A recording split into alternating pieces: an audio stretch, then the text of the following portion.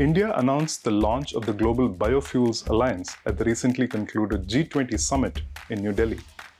19 countries and 12 international organizations have promised to participate. Why is this significant? After all, energy from biomass has been talked about for a while now, and the ecosystem has not progressed as much as it should have. Let's take a look.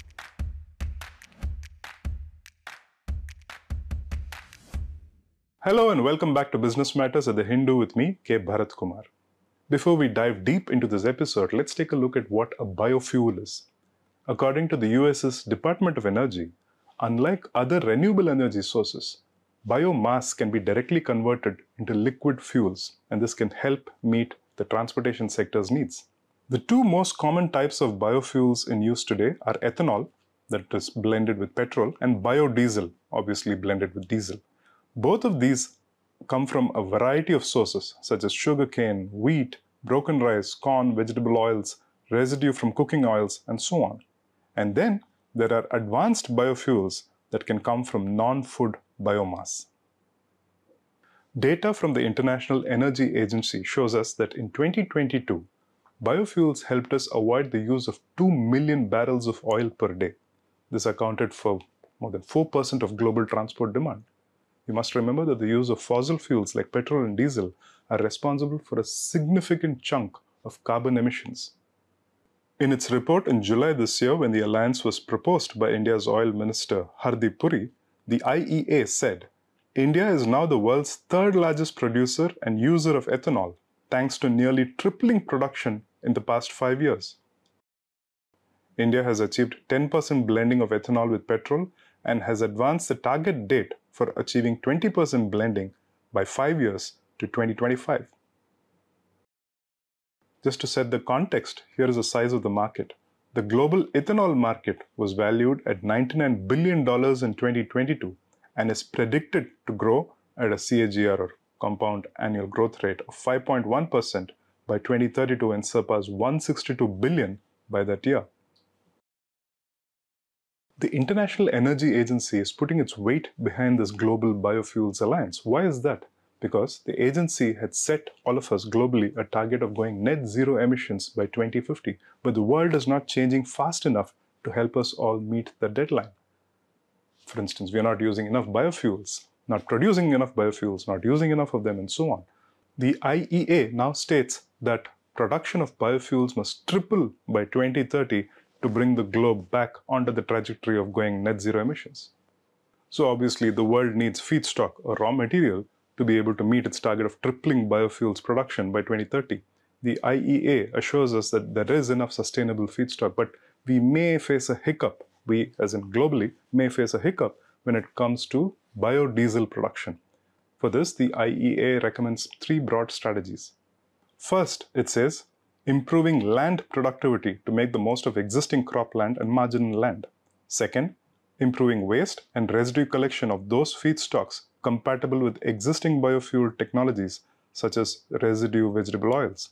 And third, deploying technologies that can process different feedstocks such as cellulosic ethanol. All in all, this global alliance on biofuels is a key initiative for India. Why? Because India imports more than 85% of its oil needs, and we dish out foreign exchange in this process. Further, our transportation sector, as it happens globally, contributes a significant chunk of emissions.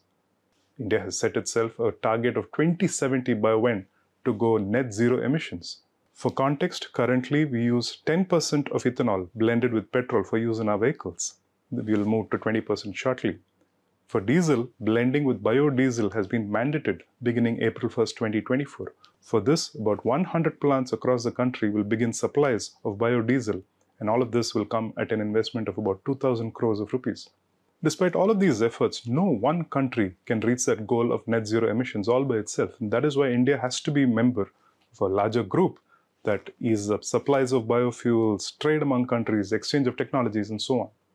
The chart on your screens shows the potential that India has for supply of biofuels. And this should interest other countries that are interested in importing biofuels from India. From what is now a minuscule level, we can actually exceed 1 billion tons of biofuels a year. And the source for these biofuels would be domestic surplus crops, agriculture, and other residues. But then not all solutions come with zero problems. In an episode of Business Matters last year on 2G ethanol, we took note of a view that told us that we are better off using land to generate solar power that could electrify vehicles than use the same land and grow crops that could eventually give us ethanol. But then, maybe because of the magnitude of the problem in front of us, we may need all kinds of solutions. Renewable energy from solar and wind sources, biomass, nuclear, so on and so forth. At least the biomass industry seems to think that its time has finally come. Because we're seeing a lot of activity even before the proposal for this Global Alliance was put out. We've been seeing a lot of activity and investments in this industry. Why is it happening now? Let's go to M. Ramesh, Associate Editor at Business Line, who has interests in climate, science, and renewable energy, to listen to his take on the subject. Ramesh, thank you so much for being with us here today. Truly appreciate it. So it happens that you put out a video on a similar or identical topic. That's right. And I also found it interesting, some of the points that you mentioned, but I wanted you to elaborate a bit on those because as a viewer, I had doubts myself. You had talked about companies that try to use biomass in order to go green, but they had in the past come up with challenges such as unsophisticated storage, pricing, procurement issues. Do you think with this Global Biofuels Alliance that India has initiated at the G20 summit would help resolve any of these in the near future? Well, this alliance will certainly help, but let us look at what has happened. Alliance has come up only now. Very broadly, a couple of things have happened.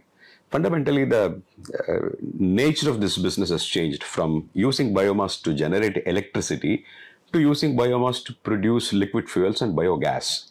And two factors have helped here. One is this global climate imperative has really given a push factor to it. It is pulling people into this sector. And because the government of India has its own commitments, international commitments for net zero, it is also giving a good push to this sector. And because of the combination of these two factors, money is flowing into the sector. For example, this new fund, which is a fund set up by the UK government and the State Bank of India together, that has made a lot of investments. So for example, they have invested in a company called GPS Renewable, which has been around for a decade now. It's a Bengaluru headquartered company. It's doing pretty well. In fact, they very recently acquired a German company. Another new fund investment is this company called Punjab Renewable Energy. It's also in this business. The point is that money is flowing into the sector. Industry is getting more organized, and therefore they're able to solve the problems that were kind of intractable earlier, like collection of availability of biomass, and then collection of proper scientific collection of biomass, storage of it, and then processing of it. All these are slowly coming into place. And of course, this Global Biofuels Alliance will certainly help things do even better in the future. That was insightful, Ramesh. Thanks. So another basic doubt that I had, biomass is still biomass. So even with investments, large players coming in, a nudge from the Global Alliance and so on and so forth, if our objective is net zero emissions, biomass is still organic. So when you burn it to get fuel or gas, you'd still be releasing carbon or emissions carbon dioxide, into the atmosphere. There will be some associated emissions. But the point here is you are doing one of two things. Either you are growing biomass and then using that biomass to generate energy in some form or the other. A good example is, again, this company called GPS Renewables is putting up bamboo forests in Manipur and producing ethanol from bamboo to actually grow crops to generate biomass, in which process you are first sequestering the atmospheric carbon and then you are using it. So you are not putting out anything additionally. It is like prepaid, see. So that is one answer. The other thing is, so you are generating agri-waste anyway. You are collecting it. The agri-waste would have anyway put out some emissions. By decay. Either somebody would have burnt it, stubble burning, it would have put out carbon dioxide emissions, or if it decayed, it would put out methane emissions. What you are instead doing is to take it through one more cycle, in the process generate energy. Therefore, it is still benign. It is not absolutely emissions free, I agree with your point, but it is much better than using fossil fuels. In the biomass ecosystem, can you give us examples of companies that do different things? What is the kind of activity that has begun in the recent past? Well, it is quite a large ecosystem in which there are many distinct segments. There are companies like Reliance, for example, which wants to put up biogas plants and use the gas by itself. Oil marketing companies want to let others put up biogas plants and buy the gas from them. For use in CNG vehicles?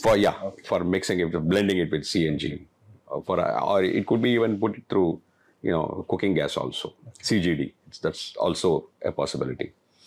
And then there are companies like Thermax, which manufacture the boilers and equipment that would burn this biomass and produce biogas, biofuels. A company can be in more than one of these segments also. For example, Thermax would not only produce the equipment, but it also provide the service of generating this biofuel, and sometimes it could be even steam, as simple as steam. You burn this biomass, generate steam, and to a process industry which would need steam, sell the steam. In fact, there is another company called it's called Diesel Green. It's founded and run by a gentleman called Dr. Preetham Singh, who is a professor who teaches at IIT Benares. His biogas plant, it's an invention of his, it's a reactor. It produces green hydrogen. So there are different players in this, and it is still an emerging sector. You will see more and more players jumping into these sectors, or more than one sector. So right now with petrol, for instance, in India, we do 10% blending, and we have a target to go up to 20%.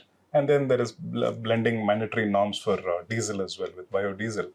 But how far can we go? Can we run vehicles that are 100% running on plant-based fuels, like 100% ethanol or so on? Or what do you think the future holds? Well, it's certainly possible. Raising the blend percentage is definitely a possibility, but the engines will have to be tweaked accordingly. It is a question of economics and scale, and it's also a question of how ready the engine manufacturers, the automotive sector, this case. So that gives us a rounded perspective. It'll be interesting to see where this global alliance goes, and in the interim, if there are any significant updates, we'll be sure to bring them up to you. Before we wind down for this episode, here's your factoid for the week in our Did You Know section. Edwin L. Drake was the first person to drill a commercial oil well. In 1859, he struck oil at a depth of 69.5 feet outside of Titusville, Pennsylvania in the US. The purpose of Drake's well was to produce oil for refining into kerosene for lamps, and thereby provide an alternative to the whale oil then used to illuminate homes and workplaces. One of Drake's most important innovations was the drive pipe, or sections of cast iron pipe driven into the shaft to protect the drill bit from water and cave-ins. Now we come to the answer for last week's quiz question. Basis a survey that we referred to in last week's episode, which state showed the highest employability among test takers across all courses, not just engineering? The answer is Uttar Pradesh. This week's question is, what is the quantum of energy-related carbon emissions that the world saw in 2022? If you need a clue, it's a new record, and the answer is in billion tons, or referred to in industry parlance as GT. That's all we have for you now in this episode, but do write in and tell us how you in your own lives are trying to go net zero emissions. Do you cycle to work or study instead of taking your car out? Do you source vegetables and fruits from your own garden instead of having them come over from Australia or the UK, because that leaves a carbon footprint? It'll be interesting to know what you think. And before you go away, and if you're watching this on YouTube, do not forget to like, share, subscribe, and importantly, click on the bell icon. Till we meet again, have a lovely week ahead.